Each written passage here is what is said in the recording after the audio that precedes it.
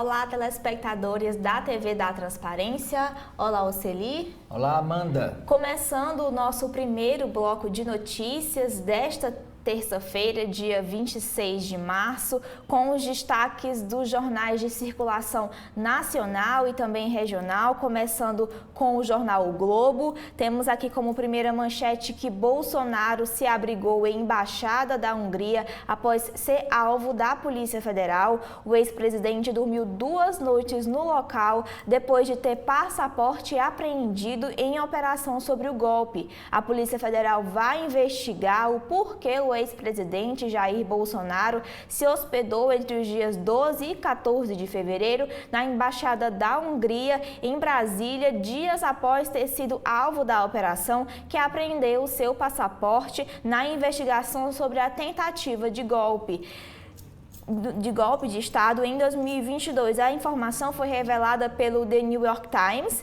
que publicou vídeos sobre Bolsonaro no prédio. A defesa do ex-presidente declarou que ele foi debater a situação política dos dois países. A Polícia Federal quer esclarecer se o episódio configura uma tentativa de fuga ou disposição de descumprir eventuais medidas judiciais, e Alexandre de Moraes ordenou que Bolsonaro explique o caso em até 48 horas. A outra manchete do jornal O Globo é a guerra contra o Hamas. A ONU aprova o cessar-fogo em Gaza e Israel reage. Com a abstenção dos Estados Unidos, a proposta passa pela primeira vez no Conselho de Segurança. O governo de Netanyahu diz não ter direito moral para parar a operação. O destaque aqui é para a imagem da tragédia humanitária. A população da Palestina em Gaza tem sofrido com a fome e os ataques do exército israelense. Segundo autoridades, já houve mais de 32 mil mortes.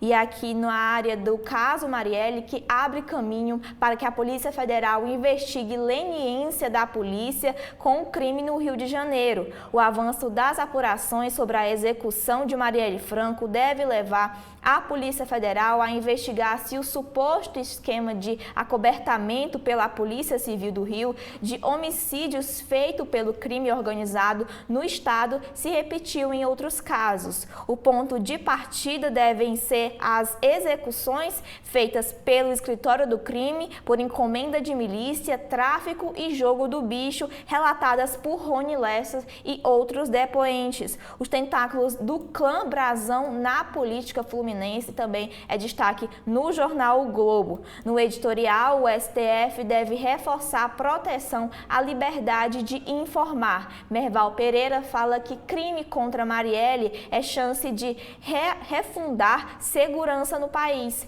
Miriam Leitão diz que Estado do Rio vive verdadeiro cerco à democracia. E Léo Aversa diz que resetar a Polícia do Rio está nas mãos do eleitor. Ainda destaque na capa do jornal o Globo, disparidades. Uma pesquisa aponta que mulheres ganham 19% a menos do que homens. Em chefia, a diferença aumenta. Com base de dados de 49,5 mil empresas com mais de 100 funcionários, a pesquisa do governo federal expõe a discrepância salarial, na verdade, entre gêneros. Mulheres negras são as mais prejudicadas. Em desigualdade entre brancos e negros, que perpassa todo o ciclo de ensino, um levantamento feito a partir da Pesquisa Nacional de Amostra Domiciliar mostra que desigualdade racial acompanha os alunos da alfabetização até a universidade, onde a proporção de pretos e pardos é quase metade da de brancos. Na área de esportes, o jogador Gabigol é suspenso por resistir a teste antidoping. Por 5-4, a Justiça Desportiva condenou o ídolo do Flamengo por dificultar a realização de um teste surpresa em abril de 2023. Ele demorou a se submeter ao exame e recolheu o material sem seguir os padrões, sendo enquadrado por tentativa de fraude. E ainda na área dos esportes, Vini Júnior se emociona ao falar da sua luta antirracista do antijogo E hoje, entre a seleção brasileira e a Espanha e Madrid, cada vez estou mais triste, com menos vontades de jogar, disse Vini Júnior durante entrevista coletiva. Agora, Oceli, quais são os destaques da capa do jornal Estado de São Paulo? Amanda, o jornal Estado de São Paulo escolheu como sua principal manchete a mesma do jornal O Globo, como você leu. Diplomacia. Polícia Federal investigará estadia de Bolsonaro na Embaixada da Hungria. Aí solta aqui um print de um vídeo, Bolsonaro lá dentro da embaixada, e diz o seguinte: a estadia de 2 dias de Jair Bolsonaro na Embaixada da Hungria, em Brasília, em fevereiro passado, será investigada pela Polícia Federal. O objetivo é saber se o ex-presidente tentou articular manobra para evitar ser preso no inquérito de golpe de Estado. O ministro Alexandre de Moraes, do STF, deu 48 horas para que Bolsonaro envie esclarecimentos formais. Bolsonaro chegou à embaixada no dia 12, 1 hora após convocar o ato do dia 25 de fevereiro na Avenida Paulista e passou lá na embaixada, de acordo com o jornal New York Times, que divulgou a informação. 4 dias antes, Bolsonaro havia entregado o passaporte à Justiça. Em nota, a defesa do ex-presidente confirmou a estadia na embaixada, mas negou busca de asilo político. O objetivo teria sido, abre aspas, manter contatos com autoridades do país, fecha aspas, e atualizar os húngaros sobre o, abre aspas, cenário político das duas nações, fecha aspas. O Itamaraty chamou o embaixador húngaro para explicar o caso. Em sua defesa, é uma matéria secundária que o jornal traz, diz que Jair Bolsonaro disse que frequenta sedes diplomáticas de outros países no Brasil. Ele pergunta, dormir na embaixada e conversar com o embaixador é crime? Outros destaques da capa principal do jornal O Estado de São Paulo. Após pagar fiança, 14 meses depois, Daniel Alves deixa prisão em Barcelona. Ele foi solto após pagar 5,4 milhões de reais. O atleta foi condenado por estupro a 4 anos e meio de prisão, mas pode recorrer. Show de Madonna na praia de Copacabana, no Rio de Janeiro, será dia 4 de maio. Aqui vão sair do Ceará, vão sair 2 voos, um de Fortaleza e outro de Juazeiro para esse show. Exame antidoping. Acusado de tentar fraude, Gabigol, do Flamengo, é suspenso por 2 anos. Manchetes internacionais. Conselho de Segurança. ONU chega a consenso sobre cessar-fogo em Gaza. Israel critica Estados Unidos. Netanyahu diante de um acerto de contas. O governo lança regras para um setor dividido sobre o carro do futuro. Supremo dá aval à prisão de Brazão no caso Marielle e notifica a Câmara Federal. Mortalidade por câncer de mama no Brasil aumenta 86% em 2 décadas. Amanda, é com você. Bom, eu seria agora falando sobre os destaques da capa da Folha de São Paulo, também fala sobre a ação da PF contra Bolsonaro em relação aos 2 dias que ele ficou na Embaixada Húngara. Alexandre de Moraes dá 48 horas para explicar a estadia e o ex-presidente diz que frequenta as representações. Após a reportagem divulgada pelo The New York Times, o ministro Alexandre de Moraes, do STF, deu 48 horas para Bolsonaro explicar o caso. A defesa do ex-presidente afirmou que ele se hospedou a convite da representação húngara para manter contato com autoridades do país amigo. Frequento em embaixadas pelo Brasil, converso com embaixadores, disse Bolsonaro em discurso em São Paulo. Sobre o caso, Mônica Bergamo fala que ministros do STF avaliam que episódio pode motivar a prisão, mas há cautela. Também destaque na Folha de São Paulo é que a ONU aprova o primeiro pedido de cessar-fogo na faixa de Gaza. O texto recebeu o apoio de 14 dos 15 países membros do órgão. Os Estados Unidos se absteve em mudança de postura de Washington, que até então não havia usado o poder de veto. O governo de Israel criticou a medida e os americanos. Outro destaque na Folha de São Paulo é que brasileiro vê piora na economia e no desemprego, diz o Datafolha. A avaliação dos brasileiros é que a economia piorou após dezembro, cresceu de 35% para 41%, segundo a pesquisa Datafolha. Com isso, a fatia dos que veem pior na situação econômica superou a dos que vinham percebendo melhora, que caiu de 33% para 28% no período. Aumentou também a taxa daqueles que veem mais inflação e desemprego à frente. Os dados coincidem com a oscilação negativa de 3 pontos da taxa de reprovação do presidente Lula, que foi de 30% para 33% em relação ao levantamento feito em dezembro. Outro destaque na Folha de São Paulo é que relatório da Polícia Federal não traz prova de reunião de Lessa e irmãos Brazão.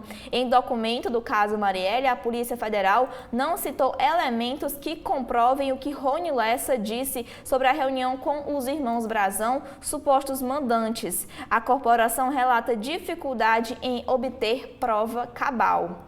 Também destaque na capa do Globo, da Folha de São Paulo, Daniel Alves deixa a prisão após pagar fiança de 5,5 milhões. Nos editoriais, o caso Marielle avança após 6 anos do crime, sob prisões de suspeito de ordenar o assassinato. E na segurança previdenciária, acerca da queda da revisão da vida toda no STF. E por último, um destaque para a foto de Vinícius Júnior, que chorou a falar sobre o racismo. Atacante da seleção brasileira e do Real Madrid se diz frustrado com a falta de punições na Espanha e afirmou que cada vez menos tem vontade de jogar. O Brasil enfrenta os espanhóis hoje. Bom, Oceli, quais são os destaques da capa do Valor Econômico? Manchete do Valor Econômico de hoje é: com 21 bilhões de reais em caixa, fundos de participação devem ir às compras, fusões e aquisições. Depois de um período com atuação mais contida, gestores que apostam em adquirir fatias de empresas devem voltar a protagonizar operações. Bolsonaro se abrigou na Embaixada da Hungria. Sabesp pode ter oferta definida em alguns dias. Apple, Meta, que é o Facebook, e o Google na mira da União Europeia. E Rumo e DP World se unem para novo terminal. Amanda. Bom, e agora com os destaques do Correio Brasiliense, nós temos que Marielle a busca pela punição depois de o STF confirmar ontem a prisão de 3 acusados de mandar matar a vereadora Marielle Franco em 2018. O Judiciário e o Legislativo encaminham medidas para julgar os assassinatos. Sobre o caso, a deputada Cidian Campos fala: eu sei de outras mortes. A Câmara aperta o cerco, acha que em Brasão. Também é destaque no Correio Brasiliense que a Polícia Federal e o Supremo apuram ida de Bolsonaro à embaixada. Também temos que o show para 2 séculos. O aniversário de 200 anos do Senado Federal ontem foi festejado por autoridades que destacaram a atuação da casa em defesa da democracia brasileira. As comemorações foram encerradas com um concerto conduzido pelo maestro João Carlos Martins no Centro de Convenções Ulisses Guimarães. Na área dos esportes, o choro de cansaço, o símbolo do amistoso de hoje entre a Espanha e o Brasil, Vinícius Júnior faz discurso histórico contra o racismo. E sobre o valor da impunidade, Daniel Alves paga fiança de 5,4 milhões e deixa a cadeia após ser condenados a 4 anos pelo crime de estupro. O tamanho do castigo, o Tribunal de Justiça Desportiva Antidoping afasta Gabigol do futebol até dia 18 de abril de 2025. E por último, no Sudeste, a chuva não dá trégua e mortes chegam a 28. E dengue, a epidemia já provocou 188 mortos no Distrito Federal. Agora, Oceli, quais são os destaques do jornal O Povo? Jornal O Povo diz o seguinte em sua manchete: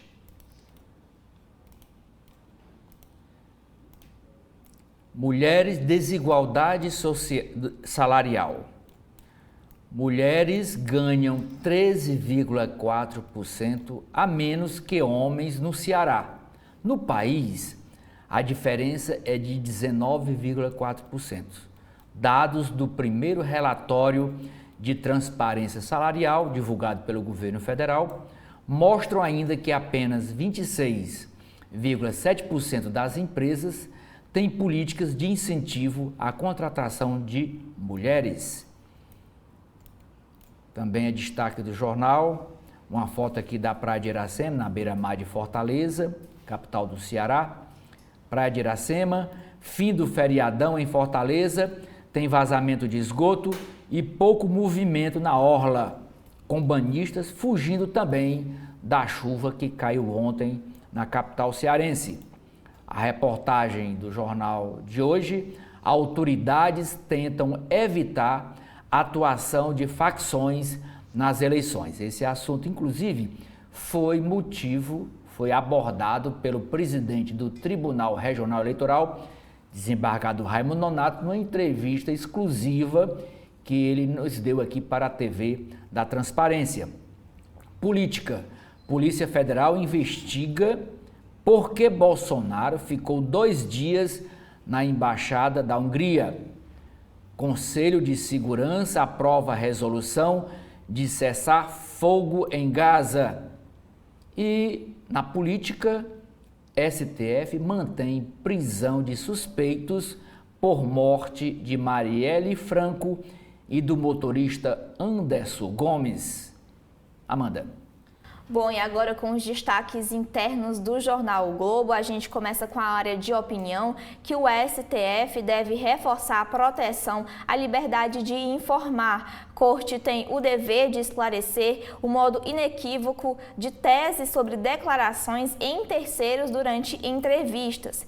Merval Pereira, em sua coluna, fala momento oportuno. É crescente a sensação de que o momento social e político permitiu a revelação dos mandantes do assassinato da vereadora Marielle Franco, que abriu uma brecha no mundo do silêncio que os blindava. Carlos Andreasa fala que ninguém quer Cid. O tenente-coronel Mauro Cid atualiza a máxima para o destino de quem se associar a Bolsonaro e ao bolsonarismo: entrar e então morrer. Variadas as formas, as expressões da morte: entrar e morrer. Sina, sempre uma questão de tempo. Já condenados também os caiados que pensam livre da maldição. É inescapável. E também o outro artigo do Globo, aprovado por quem entende. Também na área da política, a gente fala sobre a hospedagem sob suspeita, PF investiga se houve tentativa de fuga na ida de Bolsonaro à embaixada na Hungria. Ainda na área de política, o governo Lula tem muito mais erros do que acertos. Uma entrevista com Aldo Rebelo, ex-ministro e secretário de Relações Internacionais da Prefeitura de São Paulo, ex-aliado do PT, o pedetista licenciado diz que o presidente perdeu a capacidade de dar esperança ao país, critica a permanente polarização e define investigações contra Bolsonaro como perseguição. Ainda na política, a PEC das igrejas gera atrito entre evangélicos. A proposta de emenda à Constituição que amplia os benefícios fiscais das igrejas tem gerado atrito na bancada evangélica. De autoria do deputado federal Marcelo Crivella, do Republicanos do Rio de Janeiro, bispo licenciado da Universal, a proposta recebe críticas de representantes de denominações como a Assembleia de Deus, Batista, Quadrangular e Presbiteriana, que vão da isenção do aluguel de templos a trechos que poderiam fragilizar, na verdade, a imunidade. Também na área da política, os senadores debatem a transição para o fim da reeleição. O relator da proposta, Marcelo Castro, defende mandatos de 5 anos para cargos no Executivo. O deputado e vereador e 10 anos para o Senado. O parlamentar vai consultar os colegas sobre eleição unificada para concluir o parecer. No Brasil, da creche ao canudo, a desigualdade entre brancos e negros no ensino vai da alfabetização até a universidade.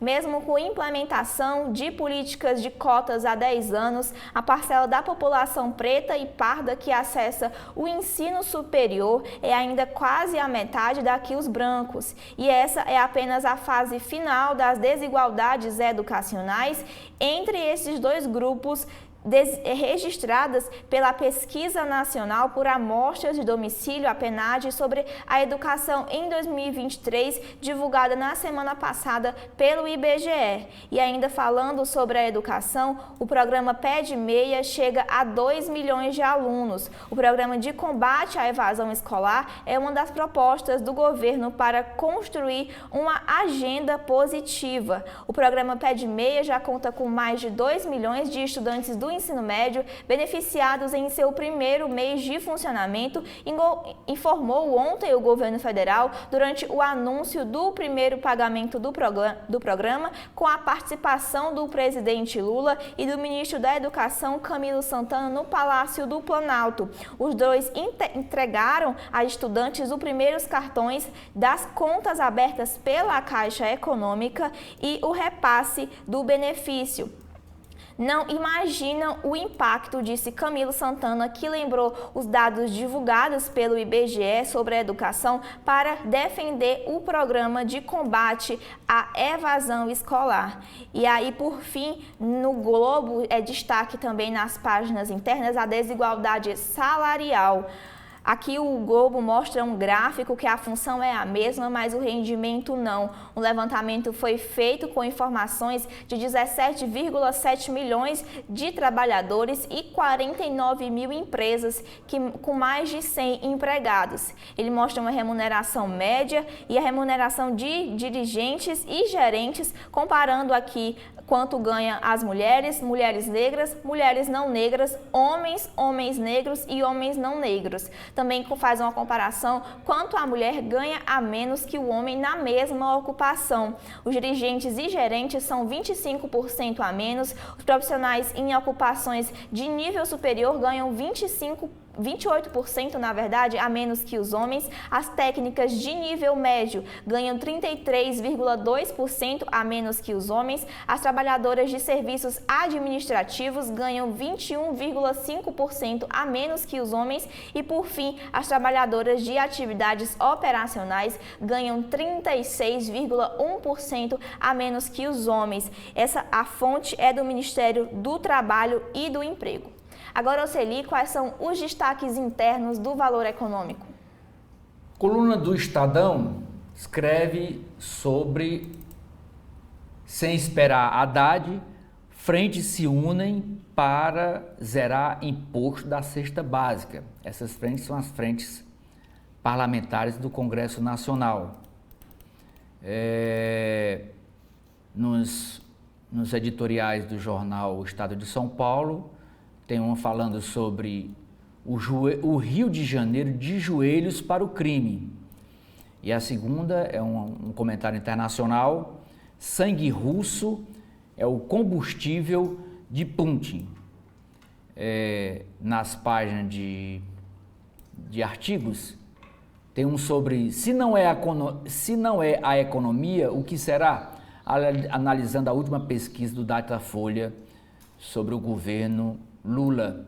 E tem um sobre projeto Mejuruá. É um projeto que está querendo ser implantado lá na Amazônia. Estadia de Bolsonaro na Embaixada da Hungria será investigada pela Polícia Federal. A Eliane Cantanhede pergunta: Xandão, e daí? Xandão é o ministro Alexandre de Moraes, do STF. Após aval do Supremo, Câmara Federal é notificada sobre prisão de Chiquinho Brazão. Polícia Federal ouviu o general, mas perguntas seguem sem respostas no caso de Marielle. ONU tem consenso sobre cessar-fogo imediato em Gaza.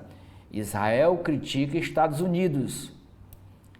Fiança por fraude de Trump é reduzida. Julgamento criminal começa no dia 15 próximo. Oposição acusa Maduro de vetar candidaturas. Países vizinhos criticam o regime. Taxa de mortalidade por câncer de mama no Brasil aumenta 86,2% em 22 anos. Cidades de Roraima têm neblina de fumaça resultante de queimadas. Cidade de São Paulo tem alta de homicídio e furto. Roubo diminui. O jogador Vini Júnior desabafa ao falar de racismo. Ele diz: cada vez tenho menos vontade de jogar. Daniel Alves deixa a prisão após pagar fiança de 5,4 milhões de reais. Pantera Negra vira atração em zoológico de Taubaté. Mover traz regras para setor dividido. Clima escancara a necessidade de seguro rural. E por último, na área de economia, limite para bloqueio do orçamento não é questão fácil, diz chefe do Tribunal de Contas da União. Amanda.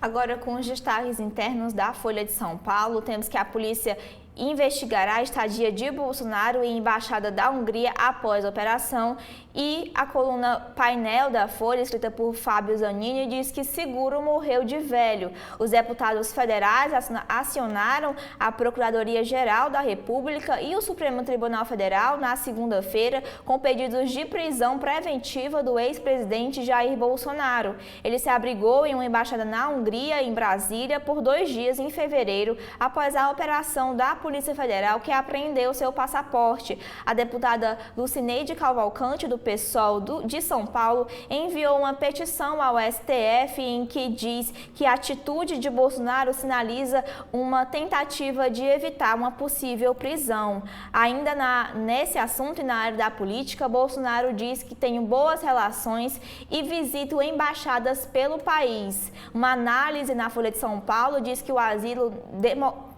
diplomático, na prática, ocorreu, já que Bolsonaro estava inalcançável. Também é destaque na Folha de São Paulo que a ex-primeira-dama Michele Bolsonaro recebe homenagem no Teatro Municipal após embate. Na área de política também, e falando do Rio de Janeiro, o caso Marielle é o segundo ligado a milícias a atingir aliados de paz. Um dos presos, Chiquinho Brazão, foi secretário do Rio até fevereiro. Gestão diz que a indicação foi do Republicanos. A prisão de Chiquinho Brazão, do União Brasil, suspeito de envolvimento de ser um dos mandantes do assassinato de Marielle Franco, é a segunda investigação sobre a ação das milícias a atingir a base do prefeito Eduardo Paes, pré-candidato à reeleição. Chiquinho foi secretário municipal de ação comunitária até fevereiro, quando deixou o cargo, mas manteve aliados na pasta. E na época que foi nomeado secretário, Eduardo Paes, o prefeito do Rio de Janeiro, durante a cerimônia, disse que, sobre Chiquinho Brazão, uma pessoa com história de vida, de muito trabalho, muita seriedade. Sempre foi muito fácil atender às demandas de Chiquinho, porque ele sempre foi focado, organizado, disse o prefeito do Rio de Janeiro à época. Ainda na área da política, Ronaldo Caiado: minha história de vida é exatamente no mesmo eleitorado de Bolsonaro. O governador de Goiás exalta o espólio do ex-presidente, se lança para 2026 e diz que direita hoje não tem mais medo de defender as suas posições. E no mundo, pela primeira vez, o Conselho de Segurança da ONU exige um cessar-fogo em Gaza.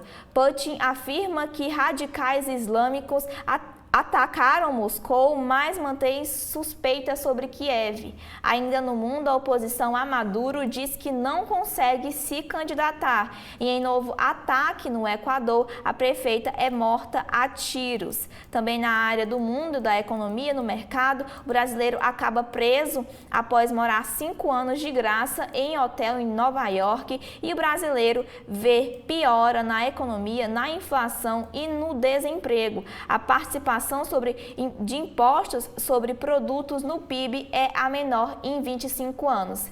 Agora, Oceli, quais são os destaques internos do Valor Econômico? O jornalista Pedro Cafardo escreve um artigo dando uma dica da academia para a retomada industrial.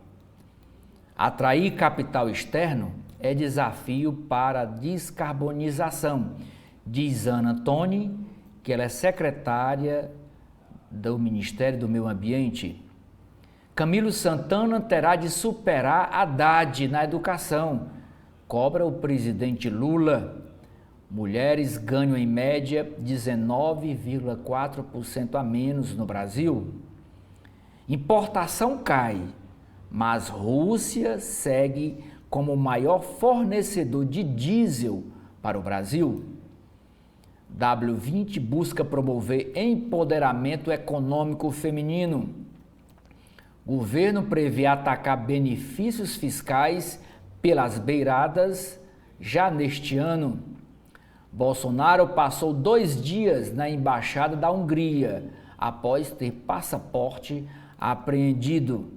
Método bolsonarista embaralha cartas para confundir investigadores. Em São Paulo, Bolsonaro diz que frequenta embaixadas. Prisões são referendadas pela primeira turma do STF. Clã Brazão influenciou vários ramos da política fluminense. Marielle teve atuação discreta na tramitação do projeto de lei. Conselho de Ética da Câmara Federal deve instalar processo contra Chiquinho Brazão depois do feriado da Semana Santa. Relatório da Polícia Federal expõe histórias da nomeação de Rivaldo Barbosa para a Secretaria da Polícia Civil do Rio de Janeiro. Internacional. China e Rússia contestam novas fronteiras marítimas dos Estados Unidos. E o Trump tem multa milionária reduzida para 175 milhões de dólares. Venezuela dificulta registro eleitoral, diz oposição. A editorial do jornal Valor Econômico de hoje trata sobre reforma do ensino médio precisa ser concluída logo. Projeto utiliza replantio de árvores para vender crédito de carbono. E a gente encerra com a manchete do caderno Empresas. Processo de privatização da Sabesp deve ter modelo fechado na próxima semana. Amanda. Bom, e agora com os destaques internos do Correio Brasiliense, a repercussão do caso Marielle, a Câmara decide sobre prisão. A Comissão de Constituição, Justiça e Cidadania da Câmara se reúne hoje para definir se o deputado Chiquinho Brazão, ex-União Brasil do Rio de Janeiro, suspeito de ser um dos mandantes do assassinato da vereadora Marielle Franco, permanecerá preso. A expectativa é de que a detenção seja ratificada pelos parlamentares. O relatório de Alexandre de Moraes deve ser votado na CCJ à tarde e avaliado pelo plenário à noite. Para que a prisão seja mantida, são necessários ao menos 257 votos nesse sentido. No Senado, o desdobramento do caso foi um dos assuntos mais comentados durante ontem no Senado, que comemorou uma sessão solene de seu bicentenário. O presidente da Casa, Rodrigo Pacheco, enfatizou que de fato desvendar esse crime e identificar os mandantes é algo que a sociedade espera muito mais e que as instituições também. Ainda nesse caso, o pessoal aciona a PGR contra Braga Neto. Os deputados federais do PSOL acionaram ontem a Procuradoria-Geral da República para que o ex-ministro Walter Braga Neto seja investigado por ter assinado em 2018 a promoção do delegado Rivaldo Barbosa ao cargo de chefe da Polícia Civil do Rio de Janeiro.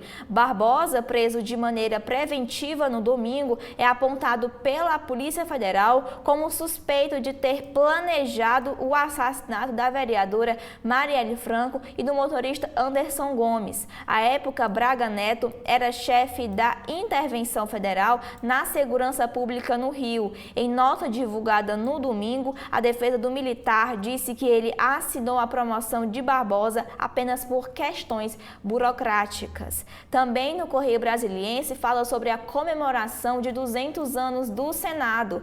O aniversário dos 200 anos do Senado Federal, completados ontem, foi marcada por uma sessão solene no plenário da Casa, que contou com diversas autoridades da República, entre eles o ministro do STF, Gilmar Mendes.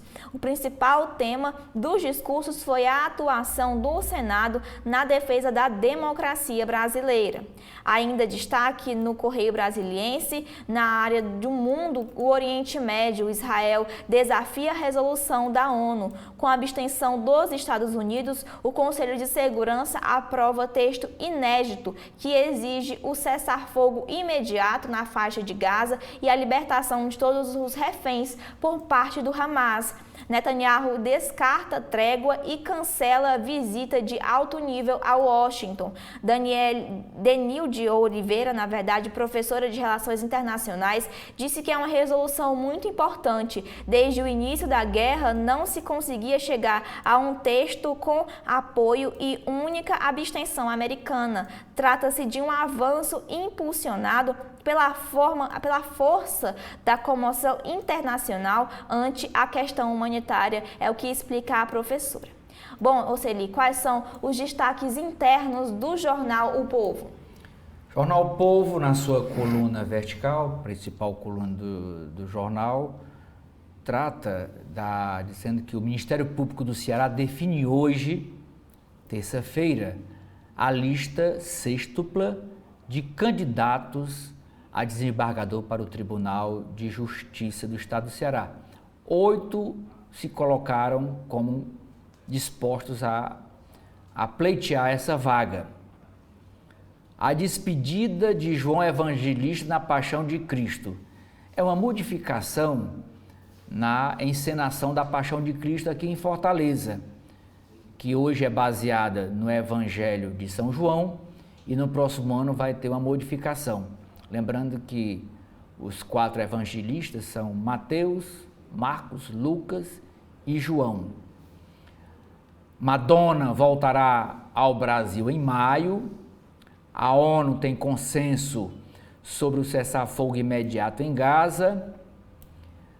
A nutricionista contesta a versão de empresário que a apalpou. Ela diz justificativa esfarrapada.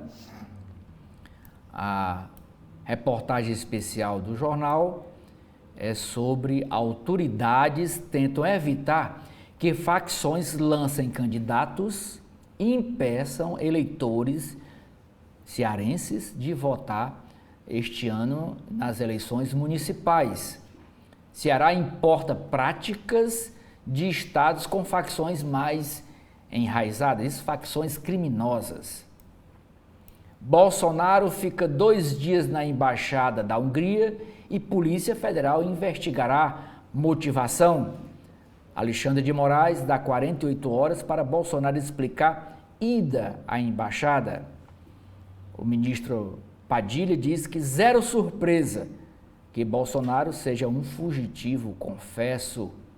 STF mantém prisão de suspeitos por morte de Marielle Franco. Aqui, política de Fortaleza, pré-candidatos do PT reúnem filiados perto do encontro em Fortaleza. Esse encontro é marcado para o dia 7 de abril, mas amanhã, dia 27, é o último dia para registro de chapas internamente dentro do PT para aqueles que desejam concorrer a essa vaga de pré-candidato a prefeito de Fortaleza pela agremiação. O Érico Firmo, na sua coluna, trata sobre a disputa pelas 43 vagas na Câmara Municipal, fala que o PDT pretende ter 14 cadeiras, fazer 14 cadeiras, e o bloco, como já foi dito aqui, numa entrevista com o presidente da Câmara Municipal, Gardel Rolim, que o bloco pretende fazer entre 28 a 30, o bloco de partidos aliados, de 28 a 30 cadeiras na Câmara Municipal. Tem uma matéria com Coronel Aginaldo, diz que Catânio, Valdemir Catânio, será apenas um adversário comunista. O Coronel Aginaldo é pré-candidato a prefeito em Caucaia, como o Valdemir Catânio também o é, e ele é marido da deputada federal Carla Zambelli. Diferença salarial entre homens e mulheres é de 13,4% no Ceará. Receita dá segunda chance para empresas regularizarem 22 milhões de reais no Ceará. Costa Filho defende linha de crédito permanente para as empresas aéreas. Marco das garantias. O que muda para o consumidor no uso de imóveis em empréstimos? Caixa e Correios terão serviços compartilhados até o fim do ano. Médicos denunciam alterações de contratos de trabalho e precarização nas UPAs. Feriadão de chuva e pouca movimentação na orla marítima de Fortaleza. 60% dos municípios cearenses ainda não atingiram as chuvas esperadas. Tribunal de Contas do Estado suspende edital de 501 arenas de beach tênis no Ceará. Essa matéria diz o seguinte: é uma decisão da conselheira Patrícia Saboia, né, que ela relata esse processo, anunciado em janeiro passado pelo governador Eumano de Freitas.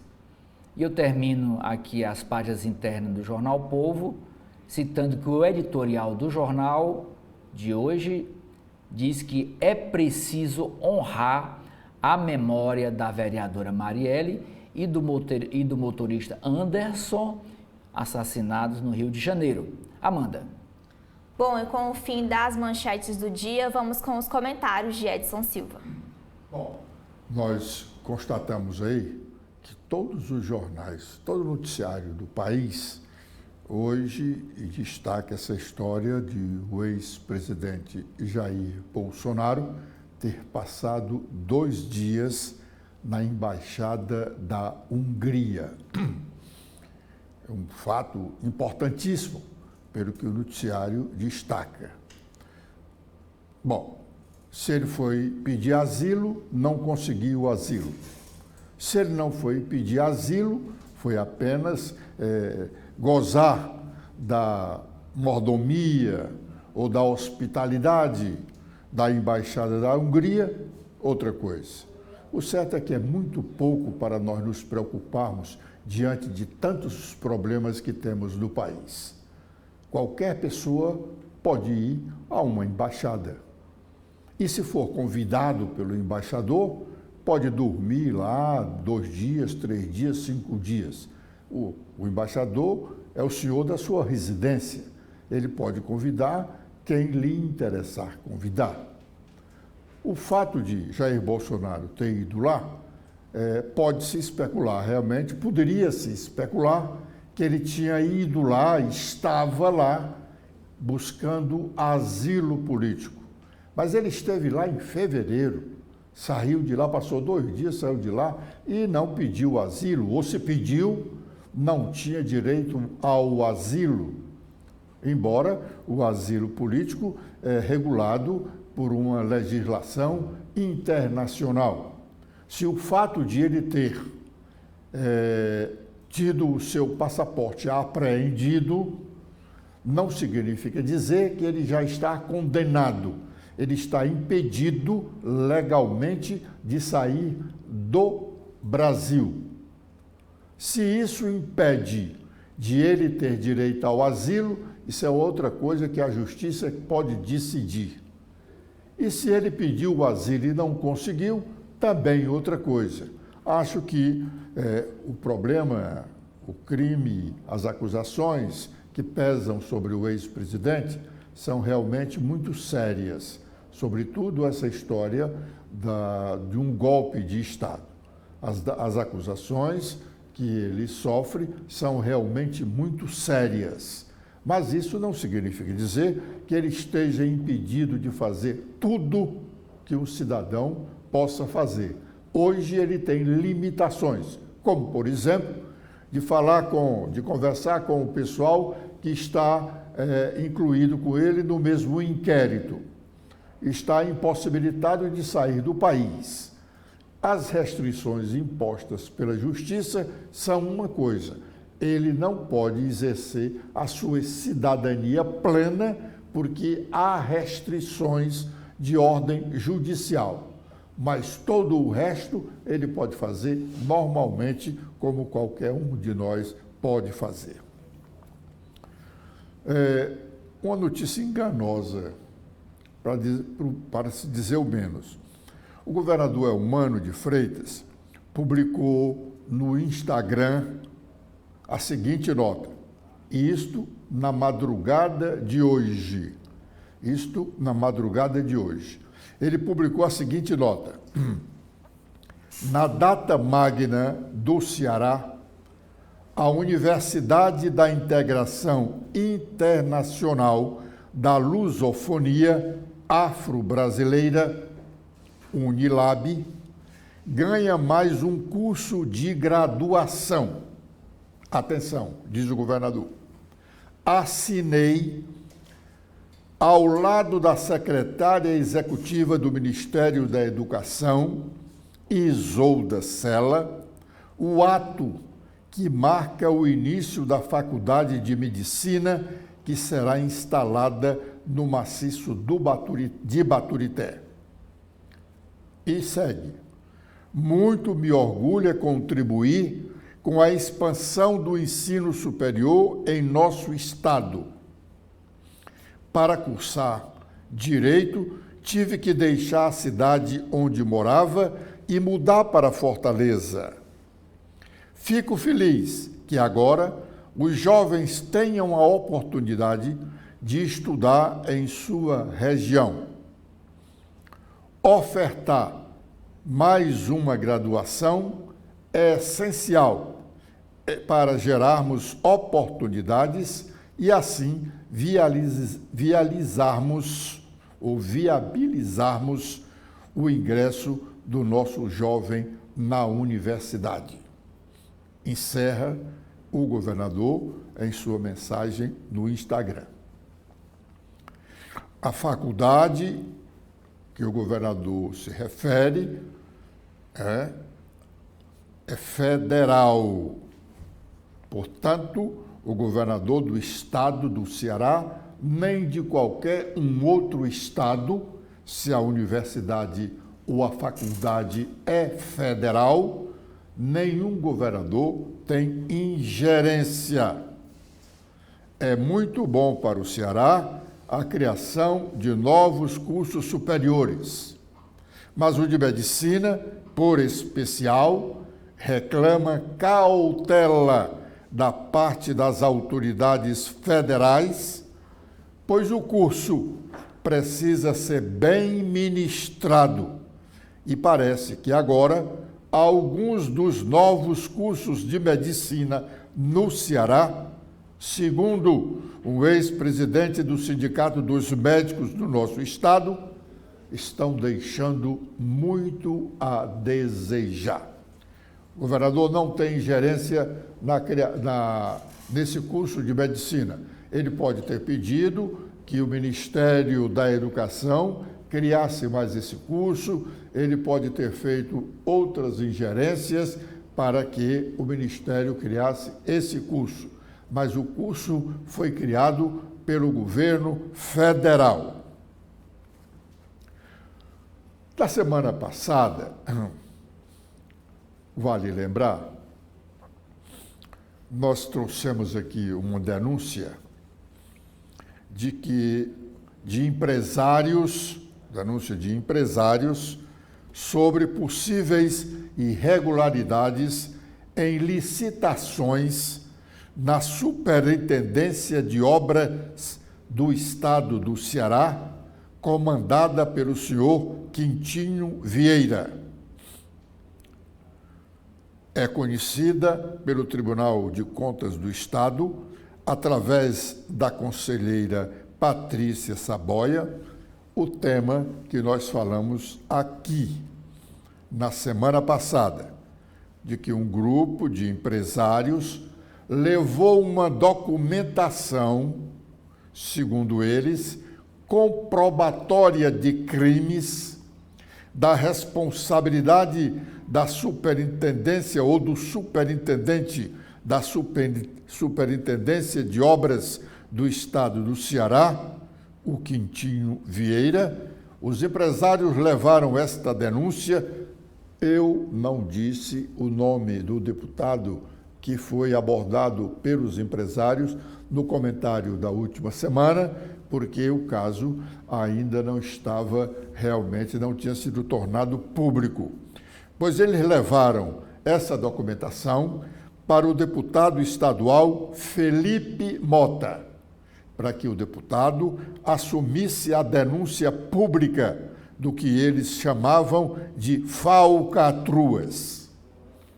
Como dissemos aqui naquela oportunidade, o deputado as viu, achou realmente cabeludas, mas pediu que eles, empresários, levassem a documentação aos responsáveis pelo controle externos. E ele, Felipe, após então, de eles, os empresários, apresentarem a documentação a pessoas responsáveis pelo controle externo, então o deputado assumiria a denúncia. Eu até admiti a possibilidade de os empresários não levarem adiante a coisa, porque é muito comum, até nós jornalistas recebemos denúncias e dizemos, olha, a denúncia é sua, o senhor assume a denúncia. Não, eu não quero, assume isso, aquilo outro. Então leve para a autoridade e a pessoa acaba não fazendo absolutamente nada, com medo de represália, não querendo se indispor com os denunciados ou com seus familiares e fica o dito pelo não dito. Mas esses empresários foram ao Tribunal de Contas do Estado do Ceará e parece realmente que a coisa era cabeluda, porque a conselheira Patrícia Saboia concedeu de pronto uma liminar suspendendo a tramóia na Superintendência de Obras do Estado do Ceará.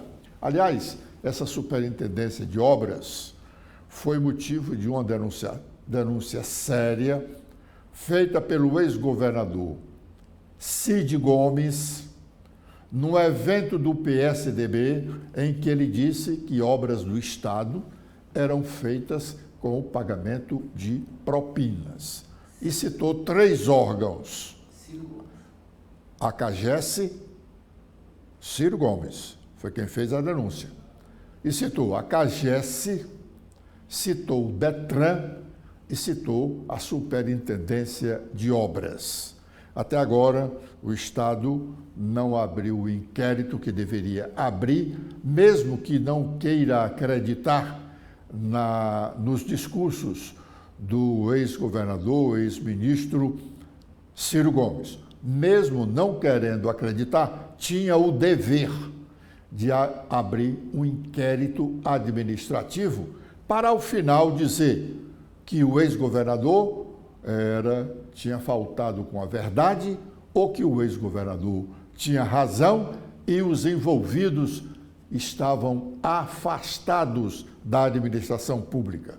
O governo do Estado nada fez com a denúncia.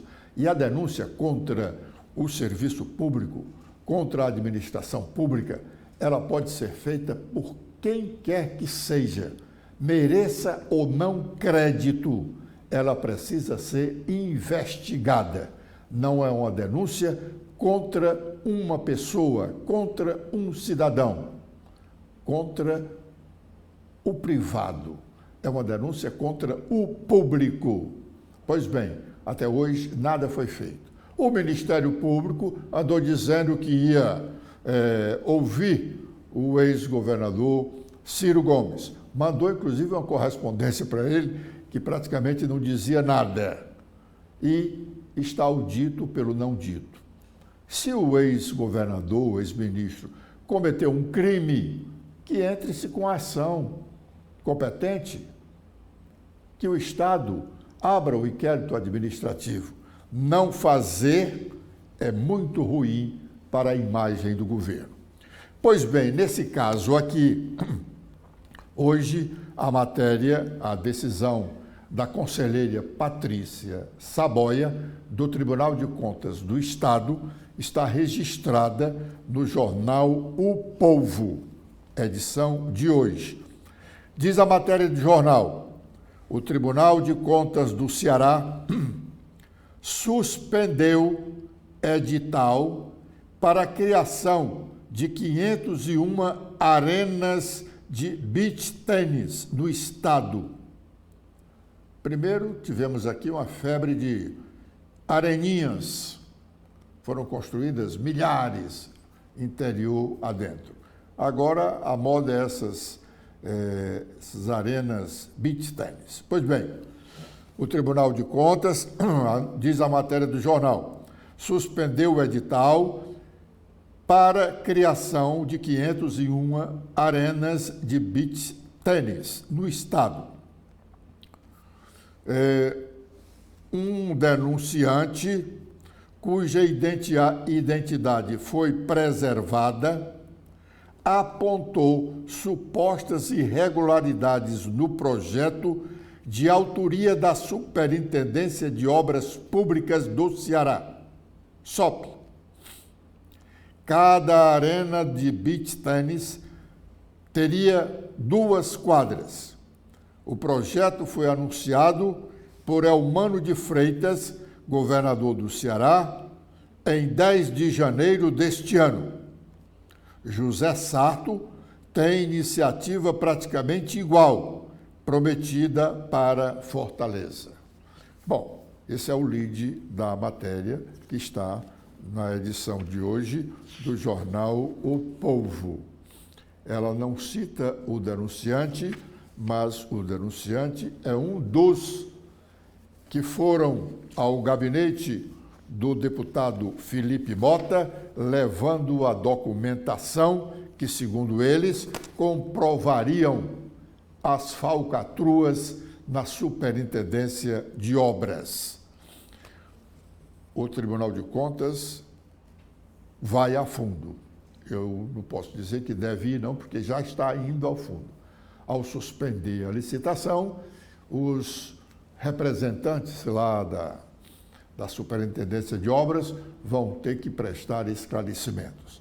Mas, concomitantemente a isso, nada impede que o Ministério Público do Estado do Ceará, voltando um pouco atrás, conhecendo aquela denúncia feita pelo ex-governador Ciro Gomes, de que há falcatruas, as obras feitas pela Superintendência de Obras são sob efeito de propina, já devia estar com o inquérito aberto para apurar realmente se há ou não falcatruas.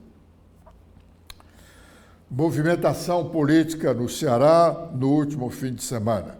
Lideranças do PT e do PDT mobilizaram seus correligionários lá pelo Cariri e ficaram lá algumas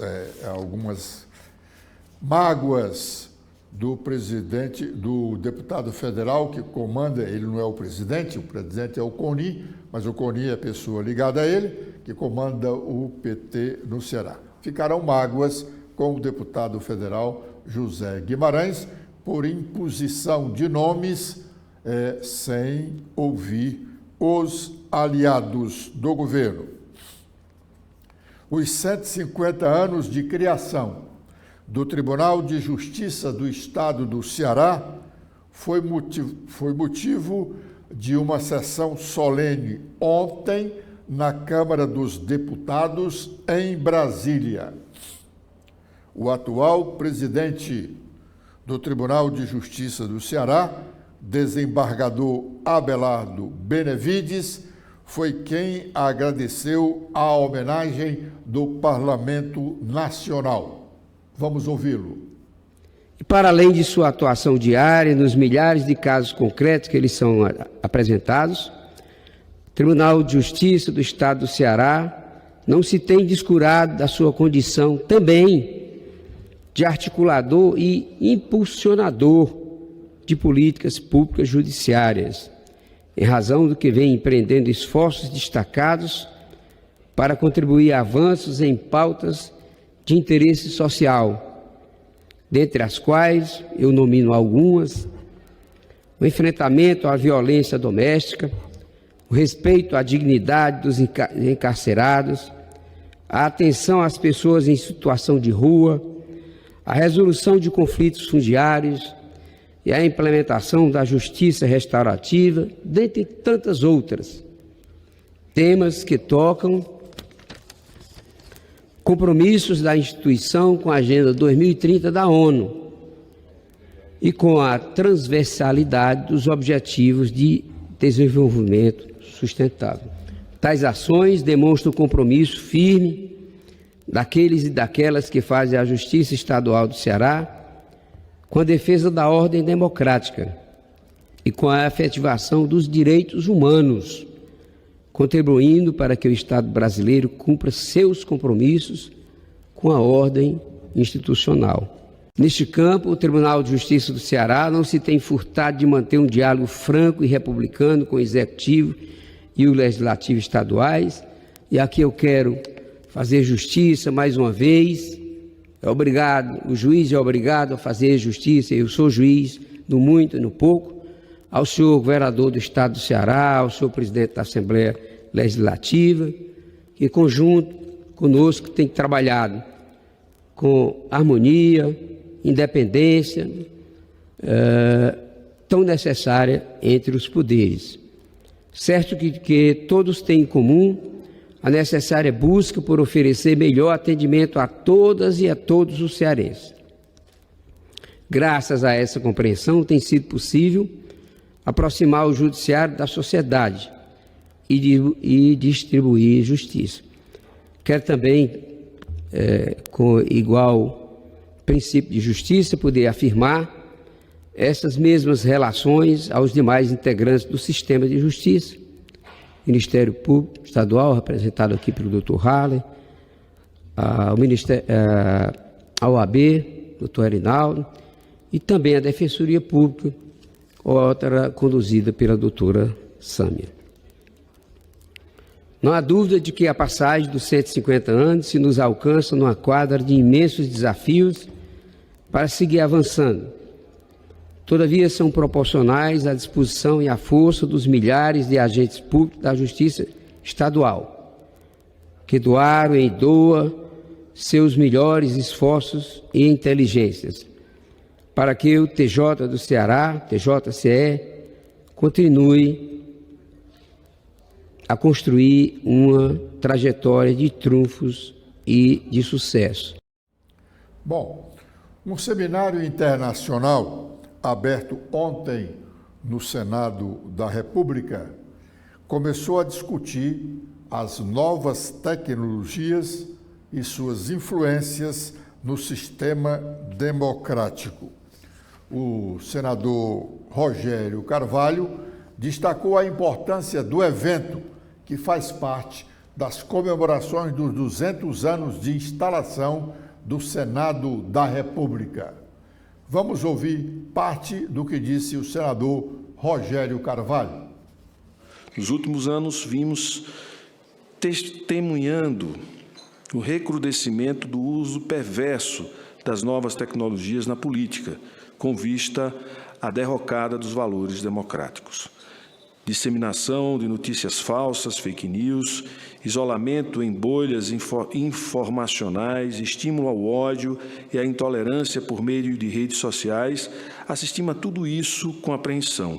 Os violentos ataques às instituições democráticas no dia 8 de janeiro de 2023 são prova direta de que os meios digitais muitas vezes são operados em desfavor do interesse público. Todas as estratégias nefastas que procuram abalar o sistema democrático devem ser combatidas com firmeza. Esse combate, contudo, não pode impedir o emprego benéfico das tecnologias digitais em favor da própria democracia. É esse tênue equilíbrio que devemos buscar como legisladores, pesquisadores ou em qualquer área de atuação. Bom, ainda sobre os 200 anos de instalação do Senado da República, ontem, uma sessão solene marcou a data, cujo discurso inicial foi proferido pelo senador Rodrigo Pacheco, presidente do Congresso Nacional. Vamos ouvi-lo. O Senado Federal é o repositório de grandes nomes e grandes iniciativas da vida pública brasileira. Passaram pelo Senado estadistas de reconhecida envergadura. Falaram à tribuna do Senado oradores e oradoras célebres. Energizaram o plenário e as comissões do Senado pioneiras, corajosas. Tramitaram no Senado textos legislativos fundamentais, leis de bom governo, prudência econômica e justiça social, que modernizaram e modernizam o ordenamento jurídico brasileiro. A história do Senado se confunde com a própria trajetória do Brasil como nação independente. A Câmara Alta brasileira nasceu no Brasil imperial e, desde os seus primórdios, mostrou sua relevância. Os primeiros debates sobre a abolição da escravatura no Brasil surgiram no seio do parlamento da época. Após o Brasil Império, o Senado seguiu cumprindo sua missão institucional e esteve presente na República Velha, na Era Vargas, no regime militar e na redemocratização. Todavia, nem sempre o papel da Câmara Alta foi desempenhado sem percalços. Por diversas vezes, o Congresso e o Senado foram fechados ou dissolvidos. Nada impediu que o Senado, demonstrando profunda resiliência, continuasse a prestar um inestimável serviço ao nosso país. Foi assim quando elaborou, juntamente com a Câmara dos Deputados, nossas normas internas, nossos códigos, nossos estatutos. Foi assim quando a atuação do Senado foi determinante para o fim da ditadura militar, com a derrubada dos atos institucionais, o fim da censura e o processo de abertura política. Senado e Constituição andam juntos e na defesa desse regime. O regime da lei, o regime da cidadania, o regime do Estado de Direito, que o Senado Federal se destaca na vida pública nacional. Hoje em dia, o Senado Federal trabalha na defesa do regime da Constituição Federal de 1988, dos seus direitos, de suas liberdades, de suas garantias fundamentais. O Senado é uma casa plural, garantidora dessas liberdades. O Senado atua realizando boa e verdadeira política, aquela que busca diálogo, aquela que busca consenso num ambiente de divergências absolutamente natural. Nós sabemos, a Constituição de 1988 é um texto ambicioso e ainda há muito a se fazer. Nós queremos um país moderno, nós queremos um país inclusivo, nós queremos um país socialmente justo. Eu não poderia concluir meu pronunciamento sem mencionar o papel desempenhado pelo Senado Federal na conjuntura recente. Vivemos a tragédia da pandemia do Covid-19. Vivemos uma sucessão de crises econômicas e também o surgimento de uma perigosa onda de extremismo, radicalismo e polarização. Nesse período, a estabilidade das instituições teve o Senado Federal como baluarte no momento dramático da nossa história. O Senado, em conjunto com outras instituições, rechaçou investidas recentes contra o processo eleitoral brasileiro, contra a normalidade democrática, contra a transição pacífica de poder. Ao fazê-lo, o Senado Federal e essas demais instituições mostraram o vigor do sistema legal brasileiro e a força do compromisso democrático. Esse é um fator a se celebrar. Nos seus 200 anos, o Senado nunca foi tão importante e decisivo. Bom, a economia nacional ainda preocupa uma boa parte da população. Ontem, o ministro da Economia, Fernando Haddad, deu uma entrevista coletiva quando teve a oportunidade de falar sobre vários temas relacionados à economia nacional. Sobretudo, o corte de aproximadamente 3 bilhões de reais no orçamento federal deste ano. Vamos ouvir um pouco do que disse o ministro Fernando Haddad. A economia crescendo, nós estamos prevendo 2,2, mas alguns atores do mercado já estão projetando um cenário ainda mais benigno. Tá? Já economistas muito sérios falando em 2,5. Então há uma especulação sobre um crescimento maior do que o projetado pelo governo. Isso ajuda na arrecadação, naturalmente. Sensibilizar as pessoas com bons argumentos, explicar, não deixar de investir tempo e energia em explicar. Até o presente momento, os deputados e senadores têm sido sensíveis aos argumentos. Isso não significa fazer o que o governo pretende, mas significa andarmos na mesma direção. Tem coisa que nós ganhamos, tem coisa que nós não ganhamos, tem coisa que foi compensada com outra, e nós temos que continuar assim. Mas, de novo, hoje a meta é do país, né, mas o resultado não depende só do Executivo. O resultado depende de uma ação harmoniosa entre os poderes.